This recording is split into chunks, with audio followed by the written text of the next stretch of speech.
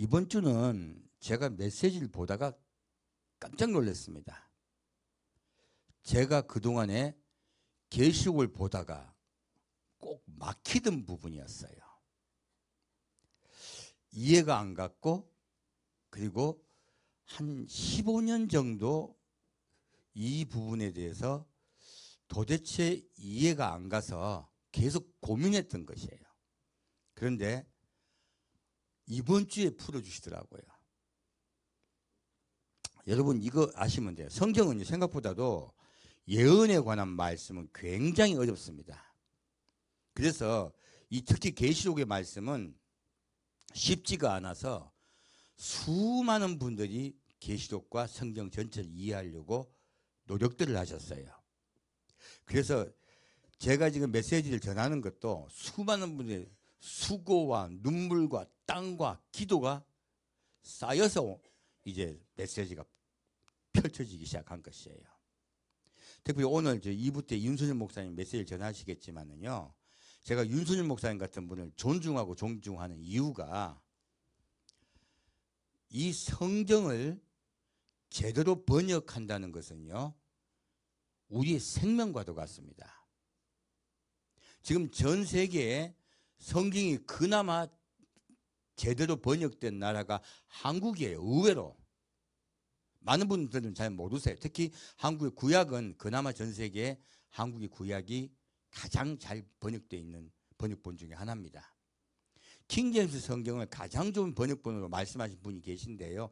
그것은 많은 무리가 있습니다. 성경은 원래 히브리어로 되어 있는 게 맞습니다.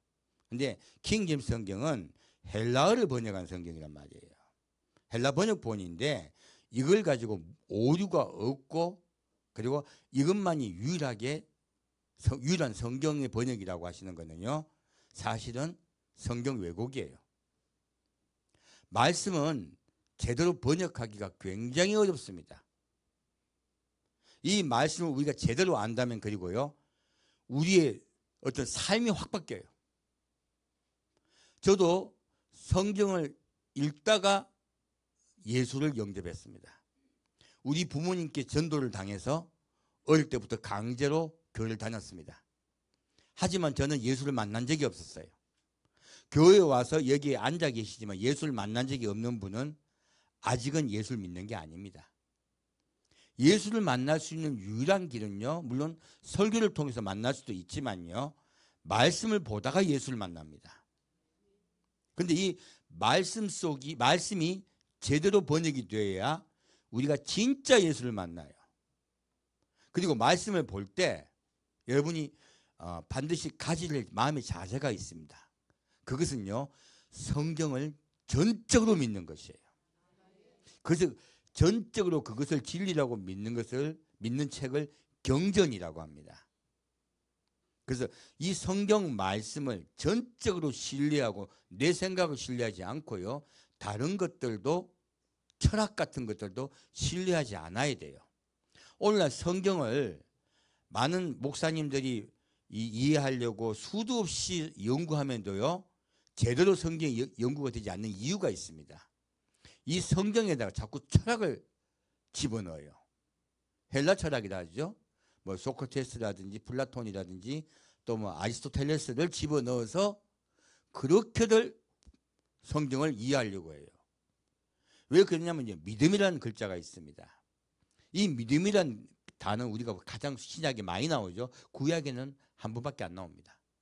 그러다 보니까 이 믿음이라는 글자 하나를 가지고 이 글자와 이 글자를 같은 글자로 봐요. 이것이 바로 소크라테스의 이렇게 언어로 어떤 것들을 이해하려는 사고방식이에요. 이것은 그리스 철학의 사고방식입니다. 우리가 거기 굉장히 익숙해요. 가령 믿음이라는 글자를 썼으면 다른 쪽에 믿음이라는 글을 쓴 것과 동의어로 이해를 하고 그것을 합하여서 하나의 새로운 개념을 만들어요. 그래서 나는 생각한다, 고도 난 존재한다, 이것도 그런 식이거든요. 이렇게 우리가 사고하는 사고방식이요, 사실은 그리스 철학에 우리가 다 딱 집약되어 있습니다. 우리가 받은 교육이 그래요. 근데 성경 말씀은 그렇게 이해하면 안 돼요. 근데 이곳에 나온 믿음과 저곳에 나온 믿음을 똑같은 단어로 인식해서 그것들 자꾸 해석들을 하세요. 그렇게 하면은 굉장한 오류가 발생합니다. 가령 믿음은 히브리어로 에무나입니다. 뜻은 성실, 충성, 그리고 변함없는 상태를 이야기해요. 그러니까 믿음이란 에무나라는 뜻이요, 한 가지가 있는 것이 아니고 상황에 따라서 다른, 우리가 이해할 수 있는 다른 언어로 사용을 해야 돼요. 똑같은 에무나일지라도. 그런데 신약의 믿음이라는 그 글자를 가지고요, 똑같이 취급을 해버려요. 전혀 다른 오류입니다. 가령 구원이라는 단어가 있습니다. 내 믿음이 널 구원하였으니 평안히 가란 말씀이 나와요. 그러면 예수님이 내 병을 고쳐줄 거라고 믿었는데 그 예수님이 내 병을 고쳐줄 거라고 믿은 그 믿음이 날 구원시킨다고 이해를 해요. 이거 번역 오류입니다.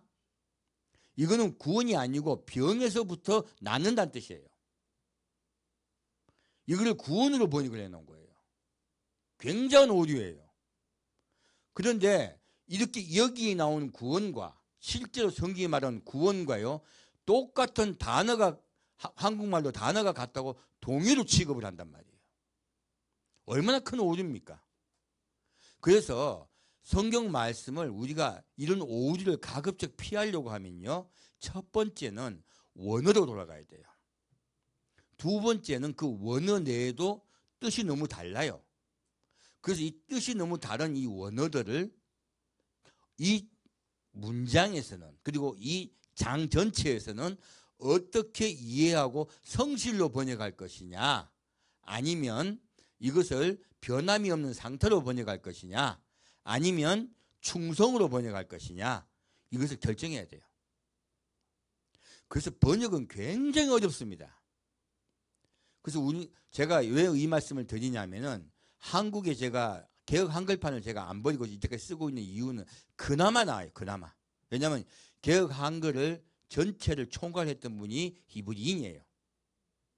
그리고 다른 많이 성경을 많이 참조를 했지만 가장 참조한 것은 히브리 원어예요. 그래서 원본에 충실한다가 구약 성경의 기조였단 말이에요. 그렇지만 많이 모자랍니다. 그리고 현재 우리가 쓰고 있는 또 언어하고도 틀려요.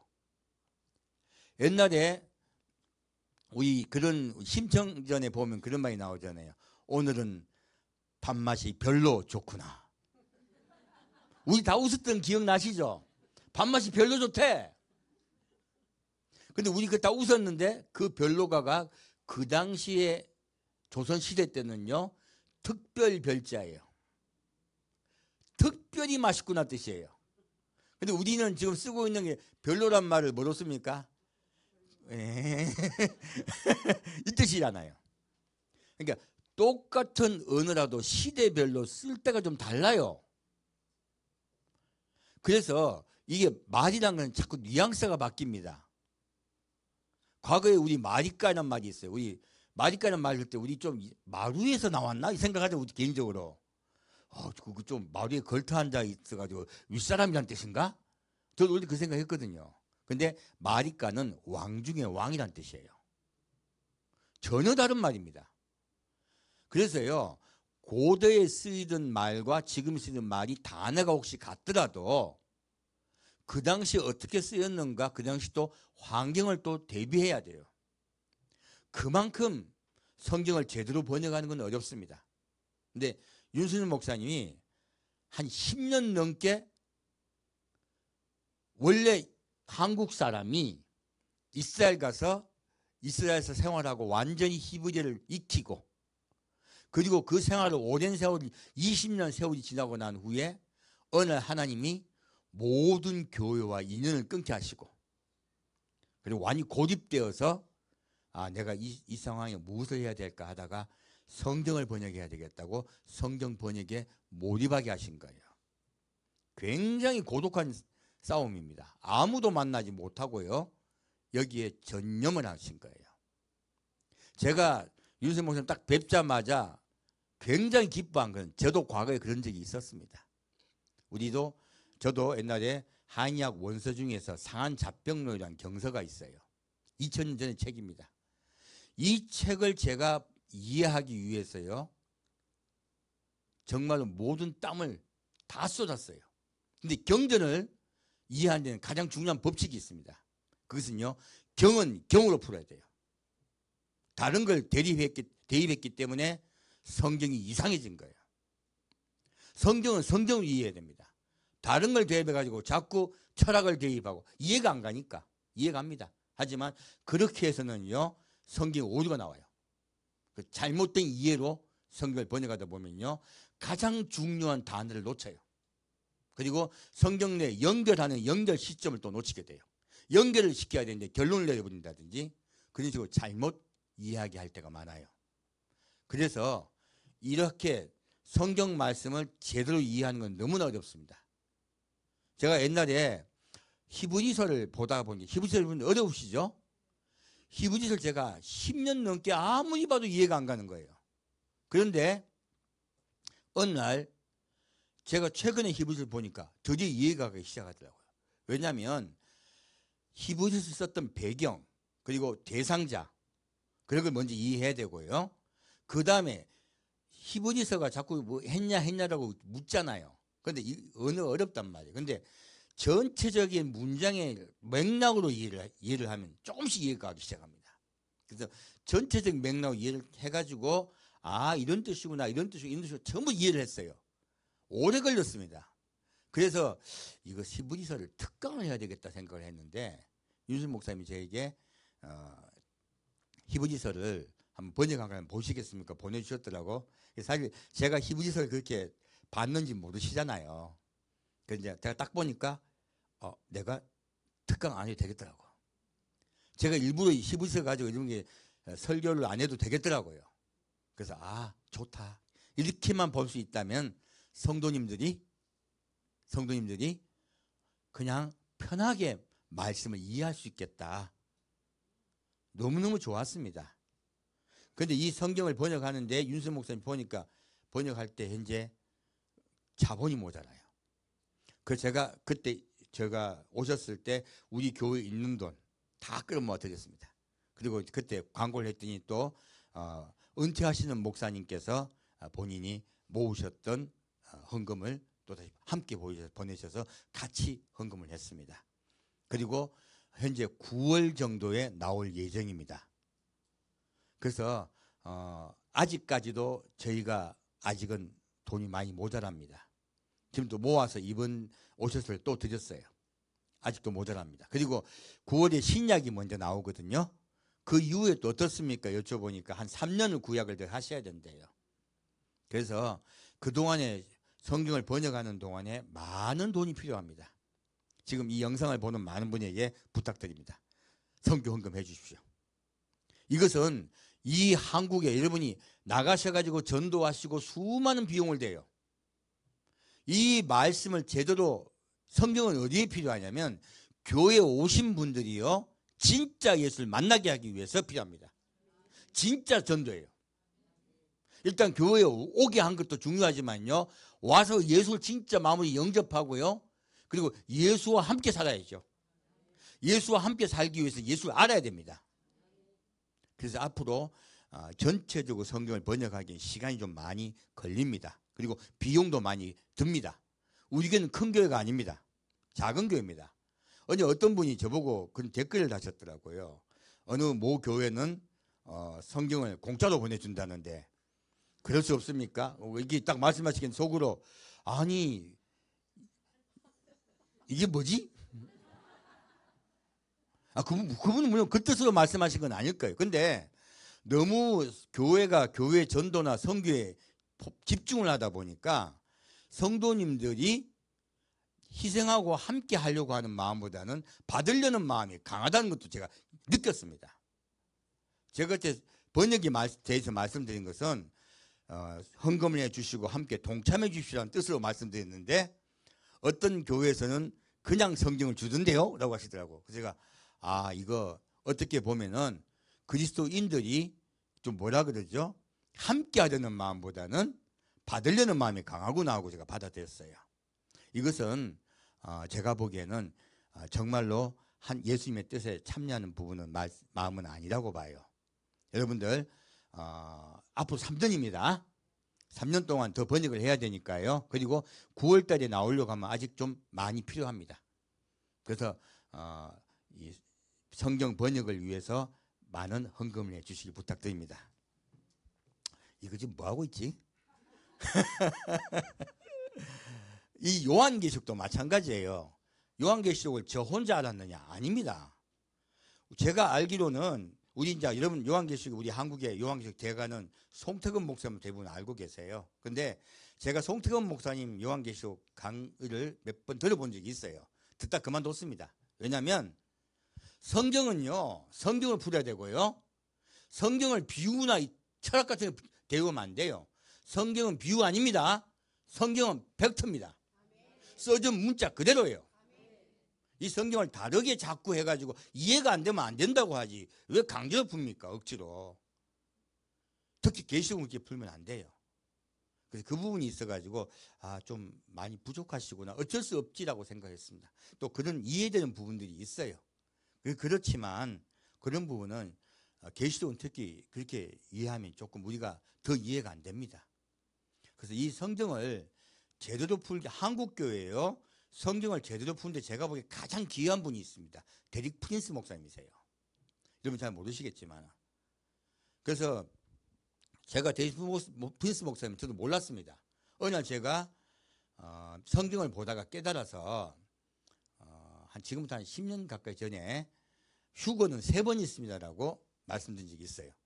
그때 어떤 분이 오셔가지고 목사님 데릭 프린스 목사님 혹시 아세요? 묻더라고요. 그래서 누구예요 그분이? 그러니까 그분이 휴거 3번 있다고 말씀하셨대요. 그리고 과거의 목사님이셨고 이제 돌아가셨다 하더라고. 그리고 저는 힘이 났습니다. 아이고 내가 혹시 이거 말했다가 이단되는 거 아닌가 했는데 먼저 말씀하신 분이 계시다니까 얼마나 기쁩니까? 그리고 제가 그때 성경을 보다 물론 전 성경보다 본 거 안 거예요. 성경을 보다가 하나님의 왕국이 도래할 것이다. 곧 그리고 하나님의 왕국이 도래할 때 그 중심 국가는 이스라엘이다.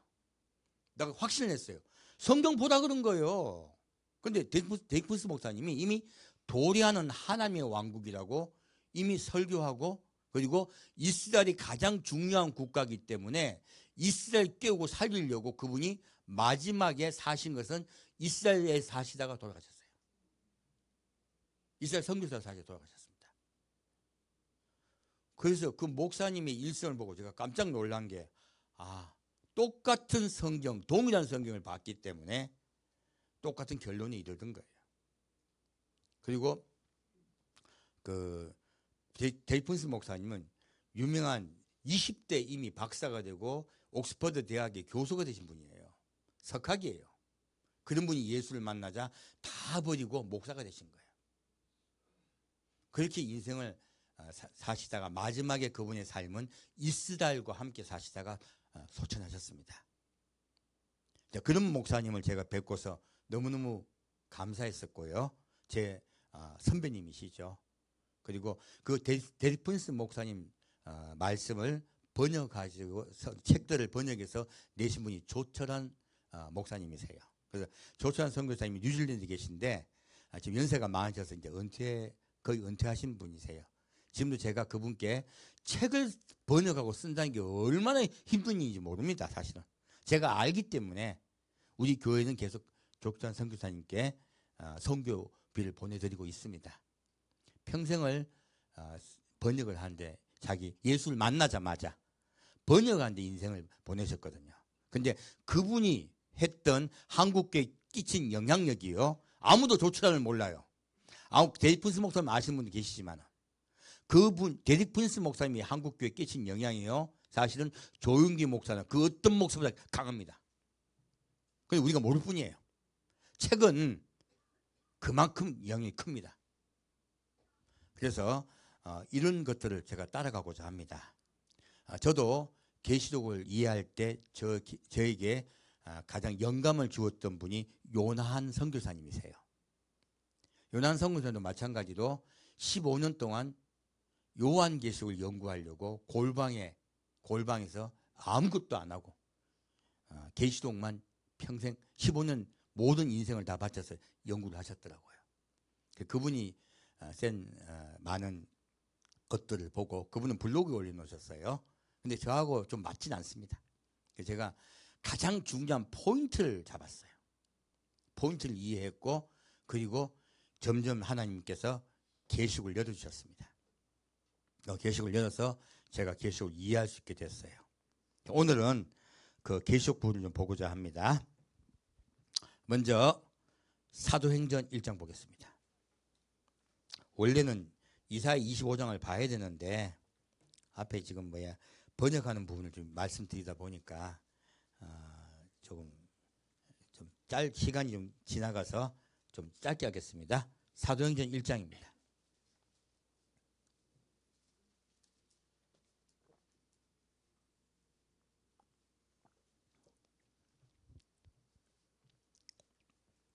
사도행전 1장 3절에서 5절까지 같이 읽겠습니다. 해 받으신 후에 또한 저희에게 확실한 많은 증거로 친히 사심을 나타내사 40일 동안 저희에게 보이시며 하나님 나라의 일을 말씀하시니라. 사도와 같이 모이사 저희에게 분부하여 가라사대 예루살렘을 떠나지 말고 내게 들은 바 아버지의 약속하신 것을 기다리라. 요한은 물로 세례를 베풀었으나 너희는 몇 날이 못되어 성령으로 세례를 받으리라 하셨느니라. 아멘. 자, 예수님이 부활하셔가지고요. 제일 처음에 무엇 하셨어요? 부활하셔가지고 처음부터 끝까지 하신 일이 있습니다. 뭐 하셨습니까? 기적을 베풀었습니까? 병을 고쳤습니까? 우리가 생각하는 일을 했습니까? 아닙니다. 예수님은요, 성경을 가르치셨어요. 여러분이 진짜 믿음에 들어가려면요, 말씀을 알아야 됩니다. 제가 왜 번역을 계속 말씀드리냐? 그래야 우리 믿음이 성장해요. 여기서 예수님도요, 예수님의 마지막 사역은 하나님 나라의 일을 가르치신 거예요. 이 하나님 나라의 일이 천국에 관한 이야기입니까? 그럼 천국이라 해야 될 거 아니에요? 아니에요. 하나님 나라의 일입니다. 무엇입니까? 장차 이 땅에 어떠한 일이 있을 것인가? 하나님 나라가 어떻게 이 땅에 도래할 것인가를 얘기하신 거예요. 놀랍게도 예수님 마지막에 하신 사역은요, 도래하는 하나님 나라, 곧 도래하는 하나님의 왕국에 관한 이야기였어요. 이 땅에 하나님 나라가 임하실 것이다요. 그리고 어떻게 임할 것인가에 대해서 가르치신 거예요. 이것이 가장 중요한 일이었던 것이에요. 오늘 교회가요, 하나님 나라의 일은 하나도 몰라요. 하나님 나라의 일은 이해도 못하고 그리고 천국만 가면 된 줄 알아요. 아니요. 이것은 왜 그런 일이 일어났냐면 이유가 있습니다. 이스라엘을 교회로 대체해서 그래요. 이스라엘은 이 성경의 중심입니다. 그런데 교회가 이스라엘을 대체하는 바람에 가장 성경의 중심인 이스라엘 국가가 사라져 버렸어요.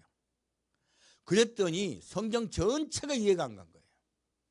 그래서 뭐 했습니까? 예수 믿으면, 예수 십자가의 은혜만 믿으면 구원받고 천국 간다. 할렐루야. 이게 끝났단 말이에요. 아니에요. 성경 전체의 가장 중요한 메시지는요, 하나님 나라입니다. 예수님은 마지막에 무엇을 가르치셨다? 하나님 나라의 일을 가르쳤어요.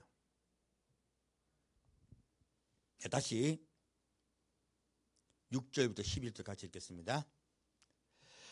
저희가 모였을 때 예수께 묻자와 가로되 주께서 이스라엘 나라를 회복하심이 이때니까 하니 가라사대 때와 기한은 아버지께서 자기의 권한에 두셨으니 너희의 알 바 아니요 오직 성령이 너희에게 임하시면 너희가 권능을 받고 예루살렘과 온 유대와 사마리아와 땅 끝까지 이르러 내 증인이 되리라 하시니라. 이 말씀을 마치시고 저희 보는 데서 올려가시니 구름이 저를 가리워 보이지 않게 하더라. 올라가실 때 제자들이 자세히 하늘을 쳐다보고 있는데 흰옷 입은 두 사람이 저희 곁에 서서 가로되 갈릴리 사람들아 어찌하여 서서 하늘을 쳐다보느냐 너희 가운데서 하늘로 올리우신 이 예수는 하늘로 가심을 본 그대로 오시리라 하였느니라. 아멘. 자, 예수님이 모이라 하셔서 500명이 감람산에 모였습니다. 이 500명이 감람산에 모였을 때 이들이 물어요. 무엇을 묻습니까? 주께서 이스라엘 나라를 회복하심이 이때니까. 왜 이 질문이 나왔을까요? 예수님이 무엇을 가르쳤습니까? 하나님 나라의 일을 가르쳤습니다. 하나님 도리하는 하나님의 나라를 가르쳤고요. 그 도리하는 하나님 나라의 중심은 이스라엘 국가 회복이에요. 그렇기 때문에 이들의 질문은 예수님의 가르침을 받은 그대로 나온 거예요. 그래서 이스라엘 국가를 회복하심이 이때니까라고 그들이 물을 때 예수님이 뭐라 하십니까? 때와 기한은 아버지께 달렸으니 너희는 무엇을 전하라? 복음을 전하라. 지금 우리는요, 때와 기한은 아버지께 달렸습니다. 우리는 무엇을 해야 됩니까? 복음을 전합니다. 전해야 됩니다. 그리고 그 뒤에 나온 말씀이 있습니다. 무엇입니까? 이 말씀을 마치시고 저희 보험에서 올려가셨어요. 구름이 저를 예수님이 가졌습니다. 그리고 천사가 뭐라고 합니까? 너희 본대로 오시리라. 그러면요, 어떻게 오신다는 뜻입니까? 처음엔 구름 속으로 오십니다. 구름이 예수님을 가졌죠? 구름 속으로 오세요. 그래서 이거를 공중강림이라 그래요. 그래서 이 말씀을 중심으로 뭐라고 말합니까? 바울은 구름 속으로 끌어올려간다고 말하고 있어요. 이것을 공중강림이라 하시고 우리 입장은 휴거라고 말하고 있습니다. 두 번째, 감람산으로 내려오세요. 지금 제자들 모이는 이곳이요. 감람산으로 내려오시고 감람산이 쫙 갈라진다고 말씀이 나와 있습니다. 그리고 예루살렘 성 동편문이 열린다고 분명히 말씀하고 있습니다. 이대로 오시리라 말씀하셨어요. 제자들은 이걸 누려봤습니다.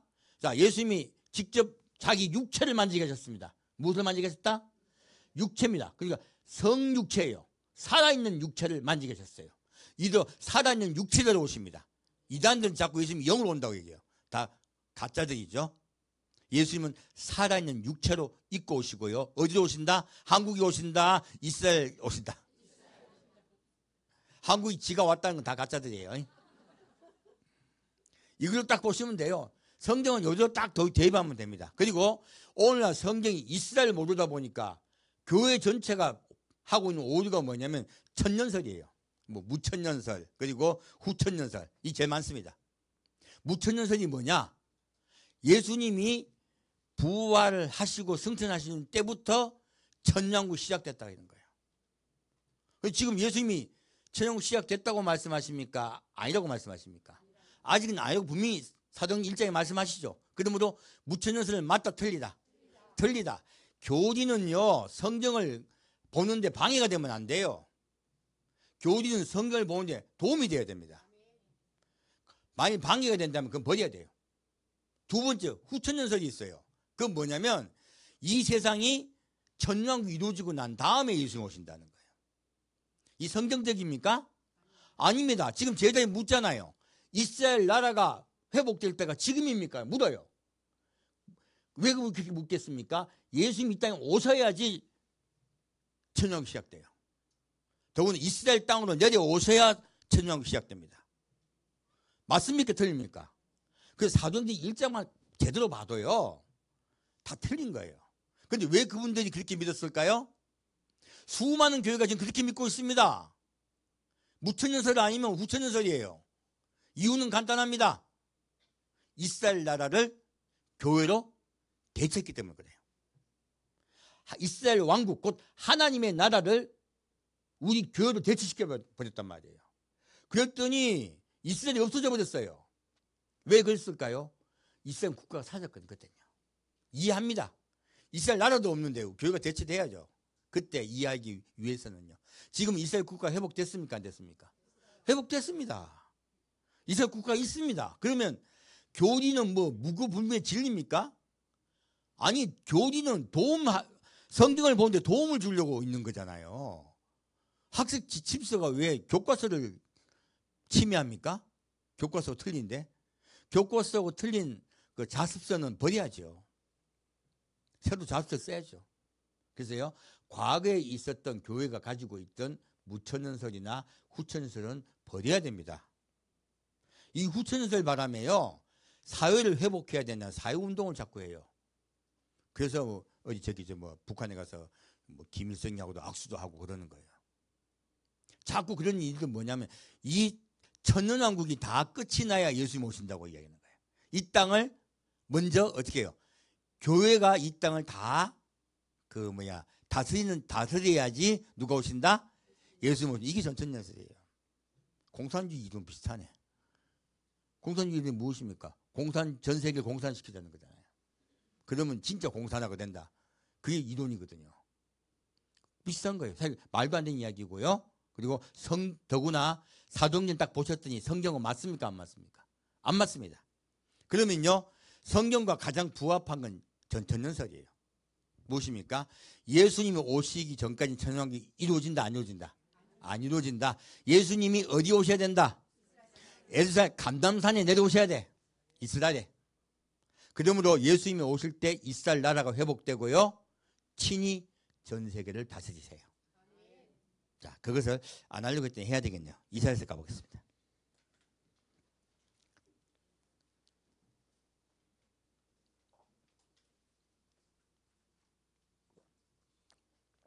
이사야 25장입니다. 이사야 25장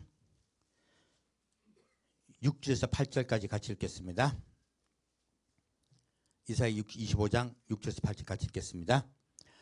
만군의 여호와께서 이 산에서 만민을 위하여 기름진 것과 오래 저장하였던 포도주로 연회를 베푸시리니 곧 골수가 가득한 기름진 것과 오래 저장하였던 맑은 포도주로 하실 것이며, 또 이 산에서 모든 민족의 그 가리워진 면박과 열방의 그 덮인 휘장을 제하시며 사망을 영원히 멸하실 것이라. 주 여호와께서 모든 얼굴에서 눈물을 씻기시며 그 백성의 수치를 온 천하에 제하시리라. 여호와께서 이같이 말씀하셨느니라. 아멘. 자, 지금 무엇을 말하고 있냐면 이사야 25장이 사실 성경에서 제일 중요한 안구 중에 하나예요. 어떤 안구가 있냐? 8절 보겠습니다. 뭐라고 말씀하십니까? 같이 읽겠습니다. 사망을 영원히 멸하실 것이라. 놀랍게도 예수님이요, 사망을 완전히 멸하시려고 이 땅에 오신 거예요. 예수님이 사망을 완전히 멸하는 시점이 어딥니까? 천년왕국 시작될 때예요. 그 때를 정확히 위에 말하고 있습니다. 뭐라고 말씀하고 있습니다. 6절 보면 만군의 여호와께서 이 산에서 만민을 위하여 기름진 것과 오래 저장하였던 포도주로 연회를 베푸시리니 곧 골수가 가득한 기름진 것과 오래 저장하였던 맑은 포도주로 하실 것이며, 또 이 산에서 모든 민족의 그 가요진 면박과 열방의 그 덮인 휘장을 제하시며. 무엇입니까? 전 세계가 예수를 그리스도 영접하지 않았어요. 예수를 몰랐어요. 휘장이 치어 있죠. 그런데 어떻게 하시겠다? 다 제하여 버리시겠다. 그리고 전 세계가요, 풍요의 세계가 돼요. 이 산에서 만민을 위하여 기름진 것과 오래 저장했던 포도주로 연회를 베푸시니, 곧 이 세상 나라가 그 고난이다 아니면 풍요다. 풍요로 잔치하는 땅으로 이 땅이 바뀝니다. 지금은 얼마나 어렵습니까? 여러분 먹고 살기 얼마나 힘듭니까? 오늘도 생각하고 고민하고 땀을 흘리고 얼마나 고생들 하십니까? 먹고 사는 게 얼마나 어렵습니까? 그때는 먹고 사는 게 쉽다 어렵다? 쉽다. 풍요의 시대가 올 것이라 말씀하십니다. 그리고 그 풍요의 시대에요, 전 세계 모든 민족이, 한 민족이다 모든 민족이다, 모든 민족이 가려진 면박, 무엇입니까? 예수를 몰라요. 다 딴 거 이상하게 예수를 알아요. 예수를 온전히 알게 된다. 그때가 되면 얼굴과 얼굴을 보듯이 알게 될 것이요, 지금은 거울을 보는 것이 희미하다 말했죠. 천년왕국이 되면요, 얼굴과 얼굴을 보지 다 보게 되는 거예요. 천국이 아닙니다. 바울이 했던 말은 천년국 이야기예요. 면박과 열방의 그 덮인 휘장을 제하신다고 말씀하셨어요. 천년국이 되면 예수님이 무엇을 없애버리신다? 이 세상의 모든 예수를 모르던 것들을 다 제해버리고 마지막 제일 중요한 거 사망은 어떻게 하신다? 영원히 멸하실 것이다. 천년국의 가장 중요한 의미는요, 사망이 멸하게 돼요. 자, 오늘은 그 사망이 멸해지는 부분을 보고자 해요. 계시록 19장입니다.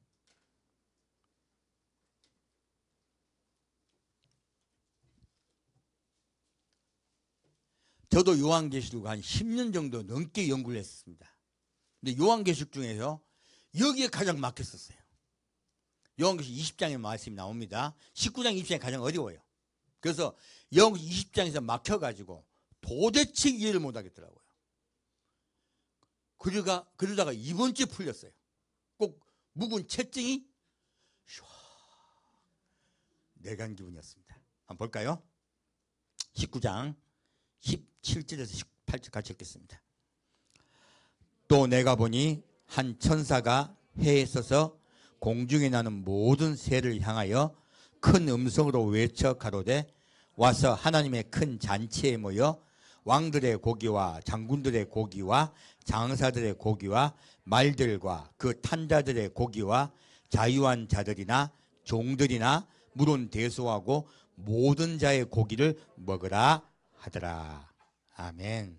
자, 무엇입니까? 지금 천사가 말하기를 모든 새를 향하여 말해요. 이 모든 새가 우리가 알고 있는 그런 비둘기 이런 거 아닙니다. 그런 우리 참새가 벌레 먹지 이런 거 안 먹잖아요. 근데 모든 새라고 얘기했습니다. 이 모든 새는요, 날아다니는 천사를 얘기하고 있습니다. 이거 참 우리가 궁금했던 거죠. 여기에 왜 이들이 천사라는 걸 알 수 있냐면 밑에 내용이 나와서 그래요. 왕들의 고기와 장군들의 고기와 장사들의 고기와 말들과 그 탄자들과 고기와 자유한 자들이나 종들이나 물은 대순하고 모든 자의 고기를 먹으라는 이 모든 자들이 어디 나오냐면 계시록 6장에 나옵니다. 그래서 성경은 성경 풀어야 돼요. 계시록은 계시록 푸는 게 제일 좋습니다.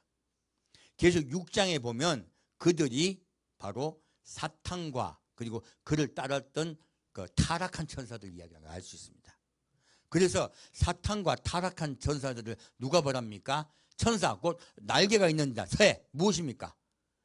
예, 하나님을 따른 자들, 하늘에 속한 자들. 이들은 땅에 속한 자들이에요. 하늘에 속한 영들, 땅에 속한 영들에 관한 이야기예요. 성경은 법칙이 있습니다. 영은 영으로 벌합니다. 두 번째 이제 또 보겠습니다. 밑에. 그래서 성경을 법칙을 하는 게 굉장히 중요합니다. 다시 19절부터 21절 같이 읽겠습니다. 또 내가 보매 그 짐승과 땅의 임금들과 그 군대들이 모여 그 말탄 자와 그의 군대로 더불어 전쟁을 일으키다가 짐승이 잡히고 그 앞에서 이적을 행하던 거짓 선지자도 함께 잡혔으니 이는 짐승의 표를 받고 그의 우상에 경배하던 자들을 이적으로 미혹하던 자들아. 이 둘이 산채로 유황불 붙는 못에 던지우고 그 나머지는 말탄 자의 입으로 나오는 검의 죽음에 모든 새가 그 고기로 배불리우더라. 아멘. 자, 다시 보니까 19절도 다른 말이 나와요. 그래서 19장 20장이 제일 어려운 거예요. 19장 보겠습니다. 또 내가 봄에 그 짐승과 땅의 임금들과 그 군대들이 모여 그 말탄 자와 그의 군대로 더불어 전쟁을 일으키다가 무엇입니까? 이 짐승은 적그리스도입니다. 그리고 그 땅의 임금들은 적그리스도와 함께 전쟁을 일으킨 자들이에요. 그들이 누구와 싸웁니까? 말탄 자, 곧 예수님이세요. 위에 보면 하늘에 있는 군대들이 희고 깨끗한 세마포를 입고 백마를 타고 그를 따르라 말씀이 나옵니다. 예수님께서 피 뿌린 옷을 입었다고 말씀하셨어요. 그래서 예수님과 그리고 그를 따르는 자들과 그리고 적그리스도와 그를 따르는 군대들과 전쟁이 나는 거예요. 이것을 마지막 전쟁이라 합니다. 아마겟돈 전쟁의 끝이에요. 이때에 자, 그래서 이걸 알 수 있습니다. 자, 타락한 육체는 어떤 육체가 벌한다? 타락한 육체는 거룩한 육체를 가진 자가 벌합니다. 법칙이 똑같아요. 그래서요, 휴거가 된다는 의미는요, 이 죽을 육체, 썩을 육체, 땅을 입은 자들이 거룩한 육체, 예수님의 육체죠. 새롭게 된 육체, 하늘 육체, 이 하늘 육체를 받아요. 변해요. 하늘 육체를 받아서 올라가는 거예요. 그래서 하늘나라에 예수님을 따르는 군대가 되는 겁니다. 예수님이 영체세요, 육체세요? 예수님 육체입니다. 이걸 딱 이해하시면 돼요. 예수님은 육체를 가신 영체세요. 그래서요, 거룩한 육체를 가진 영체세요. 예수님 따르는 군대도요, 거룩한 육체를 받은 영체들이에요. 그래서 이들은 영육체들이에요. 자, 거룩한 영육체는요, 타락한 영체를 벌합니다. 똑같은 법칙이에요. 그래서요, 이렇게 와서 그들을 벌을 하는데, 이상한 이야기가 나와요. 짐승이 잡히고, 짐승은 안 죽이네. 그리고 그 앞에서 이정을 행하던 거짓 선지자도 함께 잡혔으니, 자, 적그리스도와 적그리스도를 돕던 선지자가 있어요. 그 둘을 함께 잡았습니다. 이게 사탄은요, 하나님 나라를 봤기 때문에 복제합니다. 하나님 복제하기 때문에요, 예수님에게 누가 함께 하십니까? 성령님이 함께 하세요. 예수님 세례를 받고 나오셨을 때 성령이 비둘기같이 내려오세요. 똑같습니다. 예수님은 성령이 비둘기같이 내려오신 분이에요. 근데 사탄도 똑같아요. 적그리스도 이끄고 적그리스도를 돕는 거짓 선지자가 있어요. 이게 붙어 있는 거예요. 그래서 이를 잡아요. 그리고 이 둘을 어떻게 해요? 산채로 유황불 붙는 못에 던져요. 자, 유황불 붙는 못이 뭐예요? 불못이에요. 지옥 아니에요. 여기서 나도 헷갈렸고 다들 헷갈린 거예요. 여기 불못에다가 던졌다는 건 산채로요. 어디 지옥에 던졌다, 불못에 던졌다. 불못에 던져버린 거예요. 이유가 있어요. 정확히 유황불 붙는 못은 우리가 봐도 지옥이 아니죠. 불못이에요. 왜 이렇게 말씀하셨을까 헷갈리게. 이유가 있습니다. 뒤에 나와요, 답이. 밑에 다시 보겠습니다. 그 나머지는 어떻게 해요? 말탄 자의 입으로 나오는 검의 죽음에 이들은 죽여버렸어요. 자, 이들은 죽으면 이들은 육체는 썼겠죠? 이들이 영체 어디 가겠어요? 불못에 가겠어요? 아니면 지옥 가겠어요? 이들은 지옥에 갑니다. 왜 이렇게 분류하셨을까?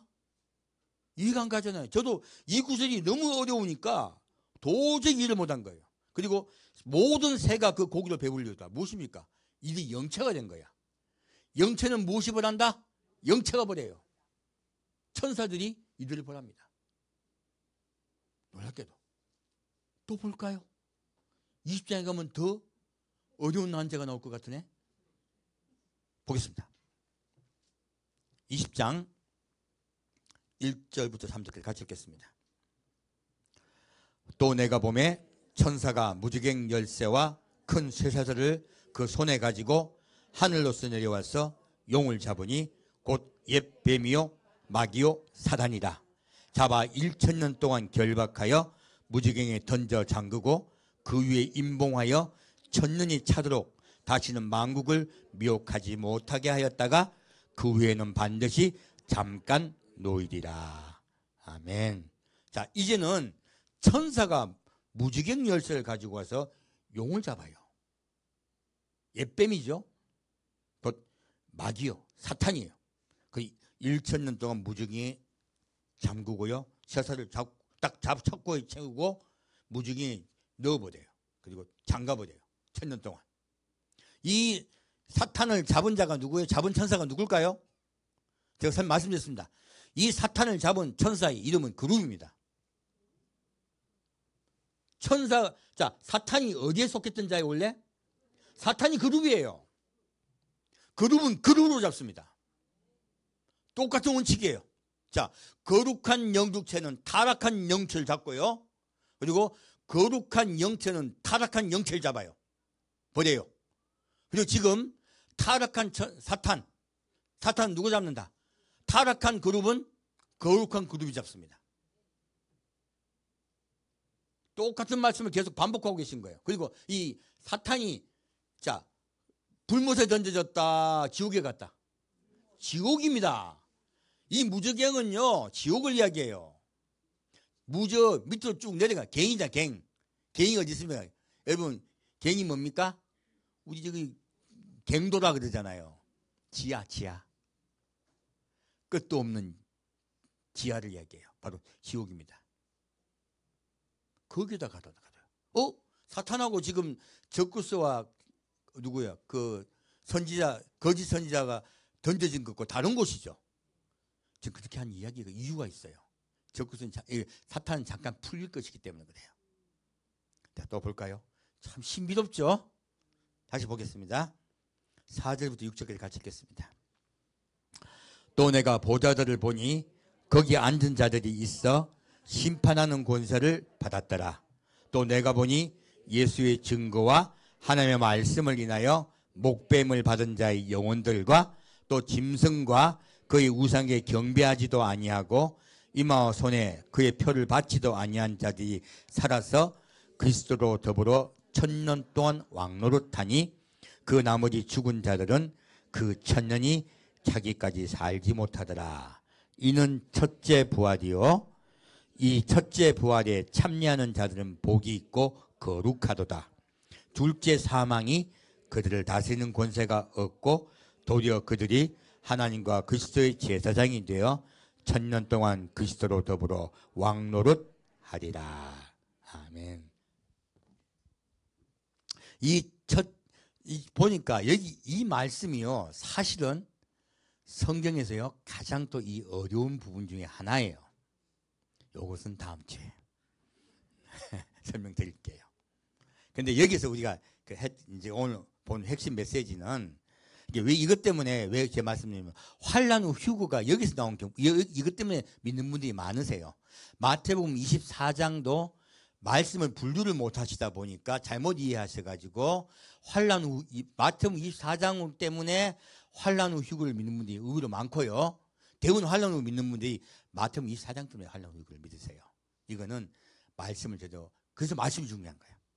말씀을 제대로만 번역이 되고 제대로만 이해하면 환난 후 휴거 안 믿습니다. 이렇게 이해하는 이유가 있어요. 제가 그때 어떻게 분류해야 되는 걸 말씀드린 적이 있습니다. 그리고 다시 어떤 분은 계시록에 나오는 7번째 나팔을 하나님의 나팔, 마지막 나팔로 이해해가지고 그 뭐라고 하니까 재앙 나팔로 이해해서 환난 후 휴거를 믿는 분들 많으세요. 계시록에 있는 나팔은 재앙 나팔이고요. 하나님의 나팔은 올라오란 나팔이에요. 다른 나팔이에요. 기상 나팔하고 왜 전쟁 나팔로 헷갈려가지고 일어나 하고 부르는 나팔이요. 하나님의 나팔은 마지막 나팔은요. 그 나팔은 올라오란 나팔이고 그리고 잔치하겠다는 나팔이고요. 이 계시록에 나오는 7 재앙의 나팔은 전쟁 나팔입니다. 전혀 다른 나팔입니다. 그걸 오해하셔가지고 환난 후 휴거를 믿는 분도 계시고요. 또 계시록 12장을 가지고 환난 중 휴거를 믿는 분들도 계세요. 그래서 가장 중요한 건 말씀을 이해하는 거예요. 근데 여기서도 이 말씀 때문에 환난 후 휴거를 믿는 분들이 굉장히 많습니다. 근데 여기에서 왜 구조는 딱 그렇게 되게 돼 있어요. 왜냐하면 이걸 헬라식으로 봐서 그래요. 전체적으로 이해를 해야 되는데 뭐라 그러죠? 단어와 거기에 붙잡힌 거예요. 그러다 보니까 그렇게들 이해하시게 된 거예요. 이거는 다음 주에 좀 더 깊이 말씀을 드릴게요. 여기서 보면 왜 그렇게 오해를 하시냐면 예수의 증거와 하나님의 말씀을 인하여 목배임 받은 자의 영혼들과 또 짐승과 그의 우상에 경배하지도 아니하고 이마와 그 손에 그의 표를 받지도 아니한 자들이 살아서라고 있으니까 어떻게 돼요? 부음받으면 어떻게 돼요? 목 베어 죽여야 되겠네 라고 이해한 거예요. 이 문장을 자세히 보세요. 안 하려고 그랬는데 살짝 하고 갈게요. 이 4절의 문장을 보면 또 내가 보좌들을 보니 거기 앉은 자들이 있어 심판하는 권세를 받았더라. 하나 나왔죠? 또 읽겠습니다. 또 내가 보니 예수의 증거와 하나님의 말씀을 내어 목뱀을 받은 자들의 영혼들과, 이거 두 번째예요. 세 번째 하나 또 있습니다. 또 짐승과 그의 우상에게 경배하지도 아니하고 이마와 손에 그 표를 받지도 아니한 자들이 살아서예요. 자, 살은 종류가, 종자에서 미안한 죄송한데, 살으신 분들의 분류가 몇 분류예요? 세 분류야. 근데 어떻게 분류했습니까? 하나로만 분류한 거야. 여기서 오류가 발생한 거예요. 세 개로 분류해야 됩니다. 세 종류로. 여기서 이 세 종류의 분류를 갖다가 다음 주에 해드리겠다는 거예요. 살아서요. 그리고 그리스도로 더불어 1000년 동안 왕노릇하니, 그리고 그 나머지 죽은 자들은 그 1000년이 차기까지 살지 못하더라. 자, 죽은 자들은 산다, 못 산다? 못 산다. 이는 어떤 무슨 부활이다? 첫째 부활이라. 이게 저도 어려웠던 거예요. 의문이가 꽉 찌더라고요. 자, 첫째 부활이 있다는 뜻은 무슨 뜻이에요? 둘째 부활이 있다는 뜻이에요. 누구나 아는 단어잖아요. 둘째 부활이 뭐지? 부활하면 끝 아닌가? 이해가 안 가잖아요. 둘째 부활이 뭔가 오늘 말씀드릴게요. 오늘 제가 의리 있었던 게 확 풀렸다 했죠. 둘째 부활은 뭔가 하는 거예요. 자, 다시 보겠습니다. 7절부터 10절까지입니다.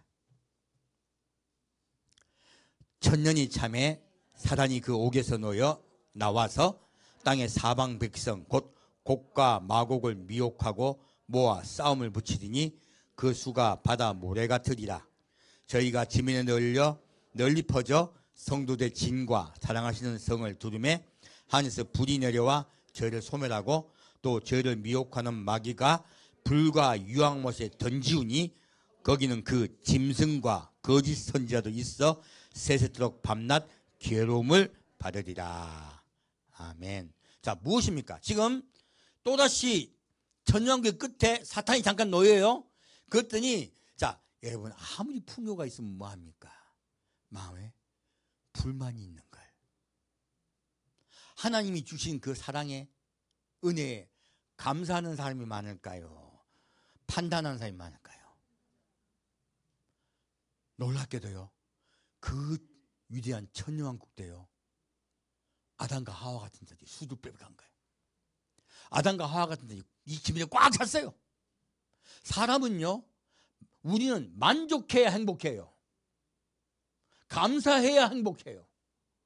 불만이 가득 차잖아요. 그러면 불로만 치킨이 돼요. 불에 들어간단 말이에요. 불에. 감사하지 않고 불만 차잖아요. 이거를 판단이라 합니다. 제가 지난주에 말씀드렸습니다. 사랑의 반대말이 무엇이라고요? 판단입니다. 하나님의 사랑을 판단해요, 이들이. 그랬더니 불만이 가득 차. 그런데 사탄이 와서, 야, 하나님은 나쁜 사람이야. 우리 같이 반란 일으켜서 예수를 뒤엎어버리자. 다시 전쟁이 일어나는 거예요. 이 전쟁은, 그래서요, 곡과 마곡의 전쟁은 우리 때도 있지만 마지막 때도 있습니다. 이 곡과 마곡의 전쟁은 사탄을 따라다니는 자들의 전쟁을 이야기해요. 그래서 겉보기는 사람이 하는 것 같지만 실제로는 사탄이 주관자가라는 뜻이에요, 사실은. 그래서 같은 곡과 마곡이라고 말씀하신 거예요. 다른 전쟁입니다. 하지만 내용 같다는 뜻이에요. 하나님의 나라를 엎어버리려고 있는 전쟁이에요. 그자 이때에 하늘부터 불이 내려와서 이들을 다 멸해버려요. 자, 멸해버리면 이 육체가 어떻게 됩니까? 다 불이 타버렸습니다. 이들은 역시 지옥을 가요. 근데 마귀는 붙잡아가지고 어떻게 합니까? 또다시 불과 용못에 던져버려요. 다시 불못이 나오는 거예요. 마귀가 불못이 던져졌습니다. 자, 다시 보겠습니다. 이제 마지막 클라이막스입니다. 11절 15절 같이 읽겠습니다. 또 내가 크고 흰 보좌와 그 위에 앉으신 자를 보니 땅과 하늘이 그 앞에서 피하여 간데없더라. 또 내가 보니 죽은 자들이 물론대소하고 그 보좌 앞에 섰는데 책들이 펴있고 또 다른 책이 펴졌으니 곧 생명책이라. 죽은 자들이 자기 행위를 따라 책들에 기록된 대로 심판을 받으리니 바다가 그 가운데서 죽은 자들을 내어주고 또 사망과 음부도 그 가운데서 죽은 자들을 내어주매 각 사람이 자기의 행위대로 심판을 받고 사망과 음부도 불못에 던지우니 이것은 둘째 사망 곧 불못이라. 누구든지 생명책에 기록되지 못한 자는 불못에 던지우더라. 아멘. 놀랍게도요, 마지막 백보자 심판이 열립니다. 이 백보자 심판이 열리는 뜻이 무엇일까요? 우리 살아있는 자들은 거룩한 영육체를 입고 있어요. 그런데 죽은 자들은 어떻게 됐을까요? 그들은 다 지옥에 있고 영체입니다. 그런데 놀랍게도요, 이들이 올라와요. 바다에 있든지 어디 있든지 다 올라와요. 왜 그렇게 말씀하셨을까요? 바다에서 죽었든 어디서 죽었든 그들도요, 육체가 회복됩니다. 그 뜻이에요. 죽었던 그들이 영체다 다시 육체로 바뀐다. 육체로 바뀝니다. 육체로 바뀌어서요, 올라오는 거예요. 육체로 바뀌어서 올라와 가지고요, 하나님이 그들을 판단합니다. 하나님을 판단하면요, 그리고 사람을 판단하면 우리가 어떻게 된다? 판단받습니다. 여러분, 판단하지 말라. 도무지 판단하지 마십시오. 누가 어떻다면은 그러신가 보다고 넘어가십시오. 왜? 내가 죄인이니까. 내가 죄인이니까. 판단하지 말고 불쌍히 계십시오. 사랑하시길 부탁드립니다. 우리가 사랑하지 않으면, 하나님의 말씀 따라 사랑하지 않으면 우리도 판단의 심판을 받습니다. 똑같은 뜻입니다. 이렇게 하나님께서 만약에 판단하세요. 그리고 자기의 행위에 따라 책들에 기록된 대로 심판을 받으니, 왜 행위를 따라 했을까요? 믿음은 행위가 따릅니다. 그러므로 그 믿음을 따라요. 믿음은 그냥 예수 그리스도 내가 믿는다고 믿음이다. 행위가 따른다. 행위가 단지 따라야 믿음입니다. 성실, 충성, 변함없는 상태, 목숨이 내가 목 베어 죽는 그 순간까지 예수를 부인하지 않는 것, 이것이 변하지 않는 상태예요. 이것이 믿음이에요. 그러므로 그들의 행위에 따라 하나님께서 그들을 판단하세요. 심판하세요. 자, 그냥 심판받는다. 육체가 회복된다. 육체가 회복됩니다. 그래서 첫째 사망은 영이 죽은 것이에요. 둘째 사망은 무엇입니까? 육체가 죽는 것입니다. 그들이 육체가 회복된 채로 불못에 던져집니다. 하나님은요, 하나님의 사랑이신 하나님을 사랑으로 받아들이지 않는 자들을 불못에 던져버립니다. 판단하시고요, 심판하시고. 이게 백보자 심판입니다. 그냥 영만 죽는다, 육체까지 죽는다. 육체까지 살아서 산 게 아니죠. 회복되어서 벌을 받습니다. 이것이 불못입니다. 여러분, 그래서 예수님 뭐라 하십니까? 지옥에 대해 설명하실 때요, 불에 소금 치듯함을 당하리라. 우리가 알고 있는 지옥 이야기가 아니었어요. 불에 소금 치듯함을 당하리라. 곧 불못 이야기했습니다. 그렇게 하나님을 믿지 않던 자들이 그곳에 갈 거라 말씀하세요. 그래서 우리가 둘째 사망에 들어가지 않는다는 거예요. 백보자 심판 때요, 우리 하나님께 속한 자들은 두 번째 부활을 합니다. 두 번째 부활을 하고 거룩한 영체가 또 바뀐다고 봐야 돼요. 한 번 더 복을 받습니다. 한 번 더 복을 받자 새하늘과 새 땅이 내려와요. 새하늘과 새 땅이 내려와서 우리가 그 땅에 들어가 살게, 새하늘과 새 땅에 살게 되는 것이에요.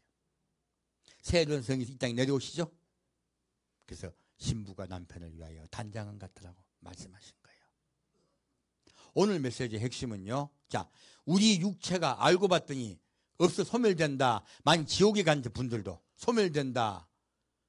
육체가 다시 회복되는 것이, 회복되어 심판받는 것이 있다. 그거 설명하시려는 거예요. 이제 백보자 심판이 이어갔네요. 지옥 간 것만 생각했잖아요. 우리 그때까지. 우리 영혼만 지옥 간다 생각했잖아요. 아니요. 성경 말씀은요, 하나님이 처음에 사람을 만들 때 육체와 영을 같이 받으셨습니다. 심판을 받을 때 영만 심판받는다. 육체도 같이 심판받는다. 같이 심판받는다. 이게 둘째 사망입니다. 우리는 둘째 부활의 은혜를 긍휼을 받읍시다. 그리고 영원히 하나님과 사랑하며 아버지와 삽시다. 함께 듣겠습니다. 사랑하는 주님, 이 계시록의 말씀을 이제 주님 오실 때가 다 되었기에 깨닫게 하여 주셨다고 믿습니다. 이제 우리가 초대교회 신앙을 회복하여 초대교회 사도들과 그리고 초대교회 성도들이 예수님 곧 오실 거라고 믿고 자기의 모든 삶을 바쳤듯이 자기의 모든 것을 하나님 나라를 향하여 그들이 살았듯이 우리 또한 하나님 나라를 향하여 살기를 원합니다. 초대교회로 돌아가겠습니다. 주님 오실 때 우리의 이름을 불러 주옵소서. 산주 예수 그리스도 이름으로 기도합니다. 아멘.